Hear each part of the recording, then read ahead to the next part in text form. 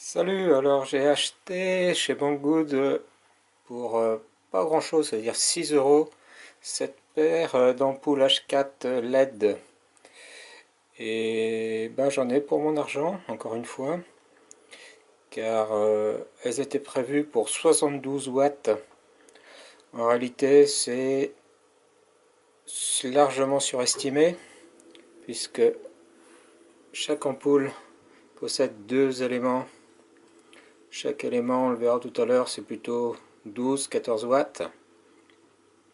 Donc si on multiplie par 2, eh bien 12 et 12, 24. Et si on met deux fois, bah, ça fait 48 watts en maximum pour l'ensemble des ampoules, pour l'ensemble des filaments, sachant que les filaments ne sont pas alimentés en même temps, puisque ce sont des H4 et il y a deux circuits séparés.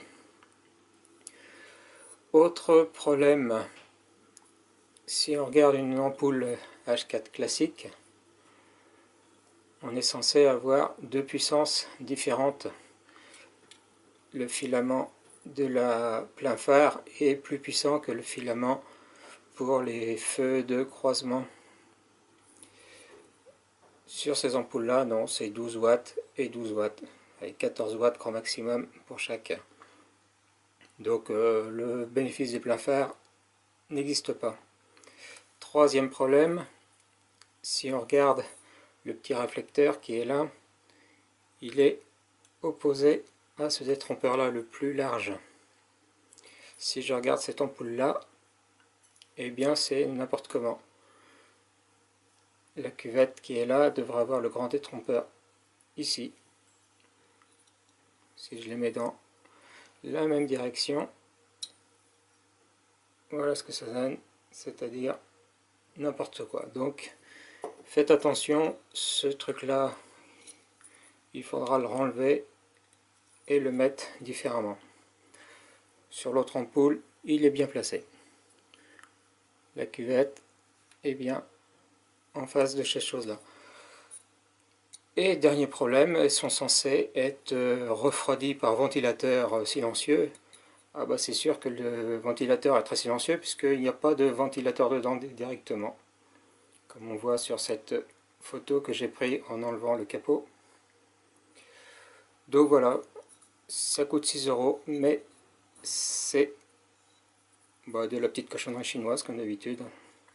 Voilà, je vais faire un essai dans ma voiture après avoir rebougé cette chose là.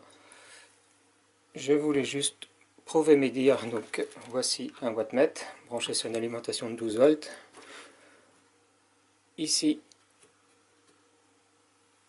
j'ai un des éléments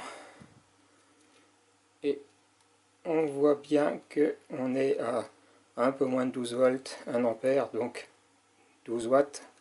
Si vraiment vous avez une batterie qui est bien chargée, je vais simuler ça. Voilà, je vous ai mis 15 volts en entrée. On obtient grand maximum 15 watts. Je vais me mettre sur le deuxième circuit. Alors là, je ne sais pas si vous voyez, mais c'est l'élément le plus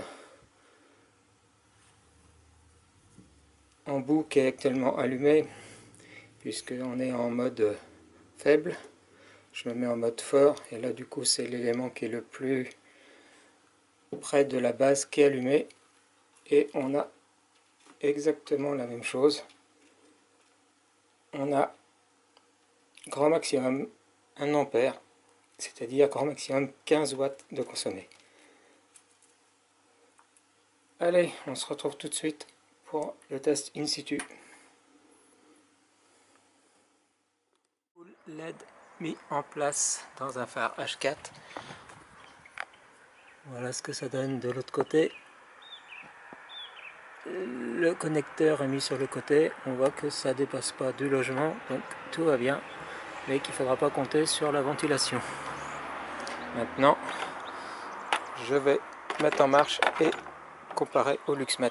Maintenant la voiture allumée avec de ce côté-là le phare LED, de ce côté-là le phare halogène classique. Au Luxmet au centre, j'ai 540. En bas, presque rien, 33. En haut, pas beaucoup, 170. Je vais remettre au centre, je vais dans les 500. Ça, c'est pour le mode feu normal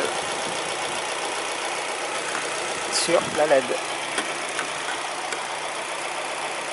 Pour l'autre côté halogène, j'ai 900 au centre, je vais dire le double, presque rien en bas, et beaucoup en haut, 500. La LED est donc 2 fois moins performante. Je vais passer maintenant en plein phare. Je suis en plein phare. Sur l'halogène, j'ai 500 au centre, 600 en haut, 700 en bas. Sur la LED, j'ai 200 au milieu, 170 en haut et 240 en bas.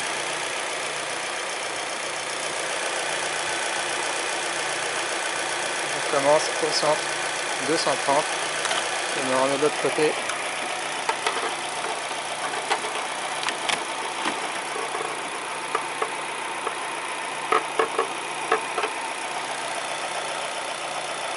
J'ai au moins 400 au centre.